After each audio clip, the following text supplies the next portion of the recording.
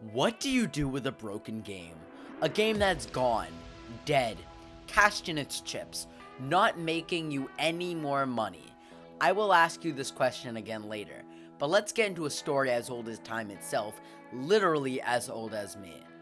In 2006, two brothers, Bo and Ulf Anderson, had an idea that would revolutionize co-op shooters by making a unique style of shooter that has never been seen before. Inspired by the intricate heists in movies like Heat and The Dark Knight, they wanted to give the players an experience to remember. In the year 2012, a daring crew of reckless criminals unleash a torrent of chaos upon Sweden, backed by the reclusive genius mastermind. corporate greed, These clown masked culprits stop at absolutely nothing to drain the hopes and dreams of people who love their games, and fill their own greedy pockets, causing chaos and destruction wherever they go. These are the adventures of Starbreeze.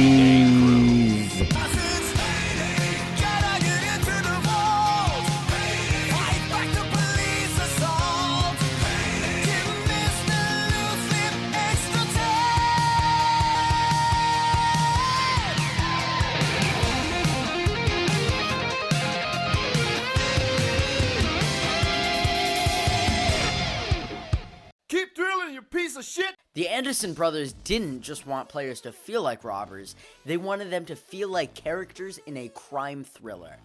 They studied iconic heist films like Heat and The Dark Knight, pulling inspiration from their tense, masterfully orchestrated bank jobs. The famous diner scene in Heat, where Robert De Niro and Al Pacino share their philosophies about the high-stakes world of crime, inspired Payday's focus on camaraderie and the fragile trust between teammates. Meanwhile, The Dark Knight's opening bank robbery, with its precision and chaos, helped shape the tone and intensity of Payday's missions. Alright, Ramblers, let's get rambling! Even the level designs reflected the cinematic influence, First World Bank being a namely example. Listen to these two scenes, one from Heat and one from Payday the Heist. We want to hurt no one. We're here for the bank's money, not your money. Your money is insured by the federal government. You're not going to lose a dime. Think of your families. Don't risk your life. Don't try and be a hero. Right now, I want you to sit on the floor and put your hands on your head. Anybody feel sick? Anybody got heart trouble? Go ahead and lean against the wall. Listen up. This is a robbery. We want to harm no one. We're after the bank's money, not yours. Your money is insured by the federal government. You're not going to lose a dime. Think of your loved ones. Don't try and be a hero. Just shut up and stay down, and this will be over in no time. As you probably heard, even the music was seemingly mixed right out of the movie. Lots of inspiration was taken from these movies, namely Heat. While I was writing the script, I noticed that, and I also realized how much they really cared about these movies to put this level of detail in there. I love it. The point I'm getting to here is that these levels weren't just random shootouts. They were movie sets. Sets with lively action to make you feel like you're about to become the FBI's most wanted. Guards, cameras, the police arriving on scene telling you to come out. A vault filled with cash made players feel immersed in the experience, along with how the bullets felt when you got hit. They hit hard. You took lots of damage when you got shot, so taking cover was a bare necessity. Bane would call out special enemies like they're a big event. Bulldozers with their heavy armor, tasers with their ability to stun heisters in their tracks, shields with their, well, shields, cloakers, hostage rescue teams. It felt like a real, genuine police response to an active shootout, and the escapes fit that premise. Blowing a hole in the wall, escaping just barely with the loot, heart racing, heavy breathing. The thrill of the fight was real, and the Anderson brothers made something unique. You see, I need my payday, too. Shortly after the release and the popularity of Payday the Heist, Overkill was acquired by Starbreeze Studios in 2012. Starbreeze was struggling financially at the time, having faced setbacks with its own previous projects. They saw Overkill as an opportunity to revitalize its portfolio. It was a win-win scenario. Overkill got the resources needed to develop a sequel to Payday the Heist, and Starbreeze was getting ready to step out of all its debt, at least for the time being. Upon release, Payday 2 was an instant hit. It quickly cemented itself as one of the most popular co-op shooters of its time. Players were drawn to its unique mix of strategy and chaos, whether through stealth or loud, or a combination of both. It welcomed everyone to the criminal underworld. It's payday, fellas! In 2015, the goodwill Overkill had built with the Payday franchise began to crumble right under their noses, thanks to a horrible decision that left fans outraged: microtransactions. This move completely blindsided the community, considering the fact that Overkill had promised the fact that Payday 2 would never have such a feature. Eventually, the pay-to-win elements were removed, but the damage was already done. The trust between Overkill and the Payday community was broken, marking a downward spiral for the franchise. What is that I hear? Rats in the cellar. In 2018, the White House heist was released, the finale of it all. The White House heist was a good send-off to Payday 2, and included a secret for those who would love lore, hinted at through cryptic symbols, obscure achievements, and cryptograms scattered across various heists, and it all culminated in the White House heist underground section, where players could unlock the final badge, the true ending of Payday 2. With 2018 announcing the end of Payday 2, it announced the beginning of Payday 3. Players were wondering if Payday 3 would continue the gritty storyline that Payday the Heist had, or the supernatural storyline of Payday 2.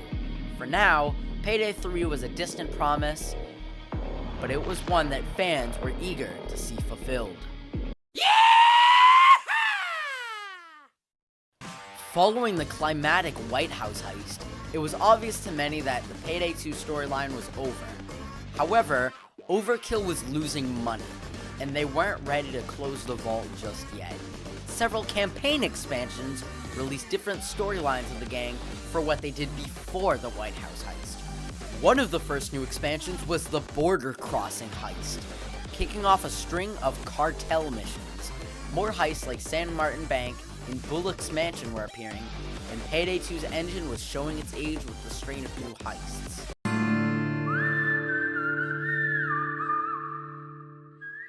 Overkill was trying to squeeze every last drop out of Payday 2, but the cracks were impossible to ignore in the end. Payday 3 needed to release soon. They released one last heist. Crude Awakening showed the final end as you figuratively blew up the diesel engine, marking the official end of Payday 2.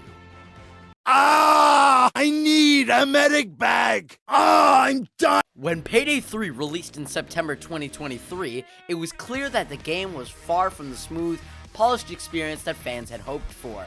The anticipation for this new chapter was high, but it was quickly overshadowed by an onslaught of bugs, server issues, and technical problems that made the game nearly impossible for many players, including me. I need a medic bag. Please! I will literally pay more money if it means that the servers will come up and stay up forever. Payday 3 suffered from severe technical issues upon its release. The game's servers were overwhelmed by the massive influx of players eager to dive in, leading to long wait times and connection errors. Players were often greeted with crashes, bugs that made it impossible to progress in heists, and performance issues that made the experience frustrating at best. Not to mention the complete lack of basic features like host kick, vote kick, VoIP, anything that involved chatting for consoles, chatting in lobbies. Hell, even the unready button was not there from the beginning. For a game with such a passionate fan base, these issues were such a huge letdown. The developers at Starbreeze and Overkill quickly acknowledged the complaints, but the damage had already been done. Many players took to social media to voice their frustration, and it became clear that Payday 3 was not the triumphant return that fans had hoped for. So, they had an idea. Thanks, my friend. In response to the actual disaster of a launch, Overkill quickly launched a series of patches throughout 2023 and 2024 under the banner of Operation Medic Bag. This was not a single update, but a series of major updates aimed at fixing the game's most critical issues, stabilizing its servers, and improving gameplay. These updates were essential lifelines for the game, attempting to mend the player base's trust and making Payday 3 the experience they were hoping for. Syntax Error was the first DLC in the roadmap and released at $18. I'm sorry. That's actually terrible. What were they thinking? Anyway, Syntax Error was the first DLC in the roadmap and released at $18 to more controversy. Eventually, players who bought the DLC would be given more stuff to compensate. Then came Boys in Blue, Houston Breakout, and Fear and Greed. I'm not mentioning those ones individually because they basically all have the same price, thanks to Operation Medic Bag. Delay after delay after delay. Offline mode, Armor 2.0, Overdrill, new heisters, all delayed to 2025. Why? Two half-assed projects that Starbreeze won't let go of. Project Baxter, for example, is a co-op urban crawl through a reactive Dungeons and Dragons world, utilizing procedural tools to enhance emergent gameplay in an endlessly replayable setting. What a joke. And a PUBG collab, which we still don't know much about. But it has turned the Payday 3 team into basically a skeleton crew. Good God.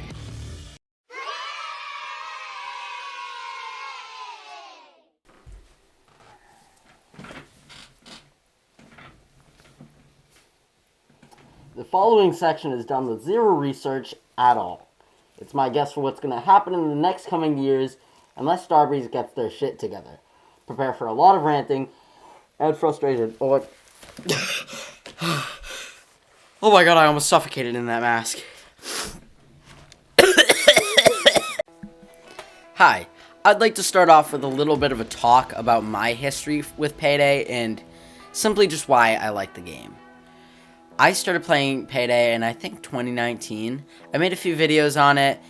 They didn't really do that well. But honestly, I've been playing this game for a while. I played all the heists. I love the game. I played Payday the Heist a few times even. But in the end, it's a pretty solid game. I was really disappointed when Payday 3 started failing. Anyway, my personal guess is unfortunately, Starbreeze is gonna keep going with Payday until they go bankrupt. It's either that or they start working with Overkill again to try some way to fix this. It honestly frustrates with me how little they did with a billion-dollar franchise opportunity.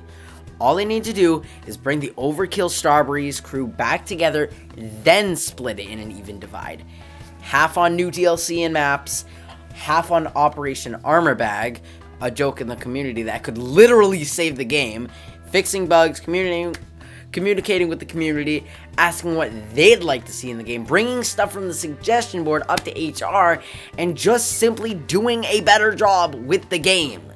Cyberpunk 2077 did it, why can't Payday? However, though, unfortunately, this is how many games do release, and I'm stating this now, I'd rather have delayed products than a buggy, half-ass mess. It is this reason that, unfortunately, the community does not understand. Hope needs to be in the community before something bad happens to the developers. This is Starbreeze's fucking fault. We, as a community, need to save this doomed game.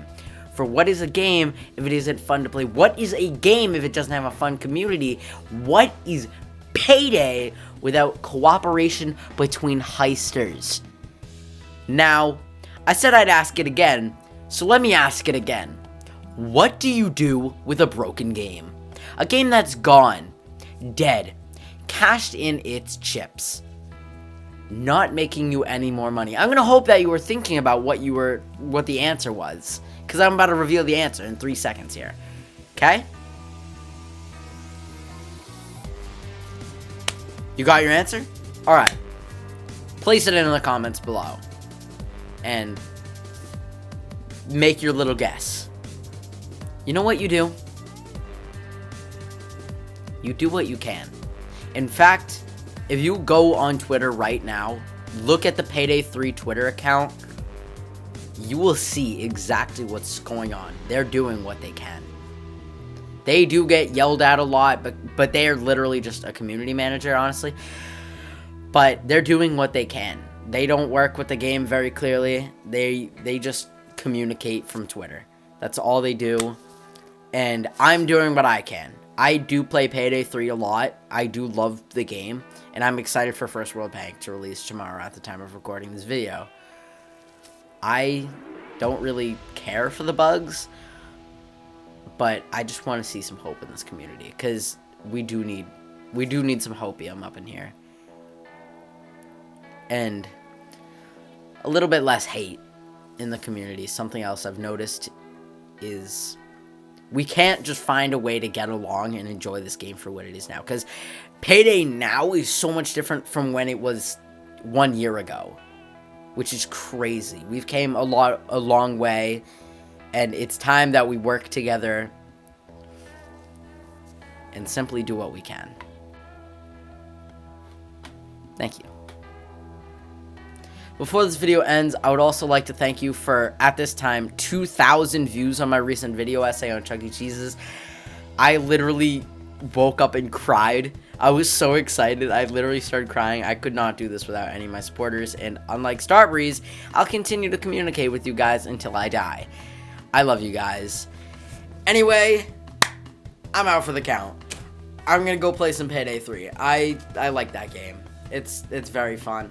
Payday 3 is very fun. Play Payday 3. Find a day that it's off sale. Find a day that it's free or something like that. And play the game. Please. Before you leave a negative review, play the game. Or at least watch a video on it. Watch my video on it. Watch my videos on it. Because I do play Payday 3 a lot and make Payday 3 videos on it. Play the game. Check it out. You're going to love it. I swear you will like it. I hope. Anyway, though, I gotta get working here.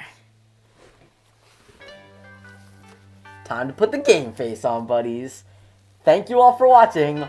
My name is Dowoge, and I will see ya when I see ya. Good night, everybody. Alright, everyone get down on the fucking...